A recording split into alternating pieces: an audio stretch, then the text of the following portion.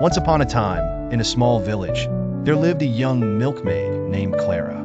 She was a hardworking girl who took great pride in the milk she collected from her cow each day.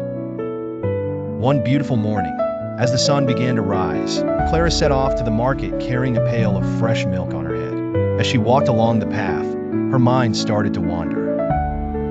She couldn't help but dream about what she would do with the money she would earn from selling the milk. "I'll buy some eggs from Farmer Brown," she thought to herself. "From those eggs, I'll have a fine brood of chickens. In no time, I will be able to sell some of the eggs at the market. With the money from the eggs, I can buy a beautiful dress for the harvest festival. And oh, how admired I will be there!" Clara's eyes sparkled with excitement, and she imagined how wonderful it would be to wear that dress and dance with the others. She was so caught up in her dreams and visions of the future that she forgot about the present moment. As she continued along, she accidentally stumbled over a small rock on the path. With a gasp, Clara tried to steady herself, but it was too late. The pail fell to the ground with a loud clatter, and all the milk spilled out, soaking into the dry earth. Clara stood frozen for a moment, staring at the empty pail. Her dreams vanished along with the milk. Tears welled up in her eyes, but as she picked up the pail, she remembered the wise words her mother had once said: "Don't count your chickens before they're hatched." Understanding the lesson she learned from her folly, Clara smiled through her tears. "I must keep my focus on the task at hand," she said softly to herself. With renewed determination, Clara turned back towards home. She knew mistakes were a part of life and learned to be more careful and attentive in all she did. And from that day on, Clara never let her daydreams distract her from her duties, ensuring her path to many successful visits to the market. Once upon a time, in a small village nestled between rolling green hills, lived two best friends, Oliver and Emma. They were known throughout the village for their adventurous spirits and bright smiles. One sunny morning, they decided to meet at their favorite spot, the giant oak tree by the river. Emma arrived first, bringing along a basket full of her grandma's delicious cookies. Oliver soon joined her, carrying his magnifying glass, a gift from his grandfather who used to be a detective. They both sat under the shade of the oak, laughing and munching on cookies. As they were chatting and enjoying their treats, Emma noticed something peculiar. "Oliver, did you see that? One of the cookies has disappeared."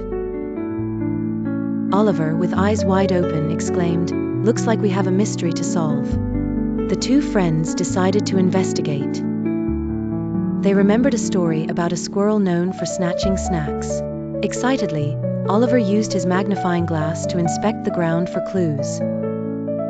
Emma pointed to a series of tiny footprints leading away from the basket. "Look, Oliver, these weren't here before." Following the trail, they reached a tree with a little opening. Inside, to their surprise, they spotted a squirrel nibbling on their cookie. It looked at them with big eyes, pausing mid-bite. Instead of being upset, they laughed. "Looks like you solved our mystery," Emma giggled. Oliver nodded. "Good, it still leaves us plenty to share." From that day on, Oliver and Emma became the village's best junior detectives. Whenever something went missing, the villagers would chuckle and say, "Call Oliver and Emma. They'll solve your mystery." And as for the squirrel, it became their friend too, often playing around the oak tree while they enjoyed their adventures. Once upon a time, there was a little girl named Goldilocks. She had lovely golden hair that shone in the sunlight. One day, while exploring the forest near her home, she came across a cozy little cottage. Curious, she knocked on the door, but no one answered. Feeling adventurous, she pushed the door open and stepped inside. Goldilocks found herself in a warm kitchen where a delicious smell filled the air. On the table, there were 3 bowls of porridge. Being quite hungry, Goldilocks decided to try the porridge from the biggest bowl. "Ouch! This porridge is too hot," she exclaimed, quickly moving to the next one. The medium-sized bowl was much too cold, but the smallest bowl was just right, and she ate it all up. After her meal, Goldilocks felt very sleepy. She wandered into the living room where she found 3 chairs. She climbed into the biggest chair, but it was too hard. The medium-sized chair was too soft. However, the tiniest chair was just right. As she sat, It broke to pieces, causing her to tumble to the ground with a thud. A bit shaken, Goldilocks still felt sleepy, so she made her way upstairs. There she found 3 beds. The first bed was too hard, the next was too soft, but the third one was just right, and Goldilocks fell asleep. Unbeknownst to Goldilocks, the cottage belonged to 3 bears: Daddy Bear, Mummy Bear, and Baby Bear. They returned home from their walk and noticed someone had been eating their porridge. Daddy Bear growled, "Someone's been eating my porridge." Mummy Bear said, "Someone's been eating my porridge."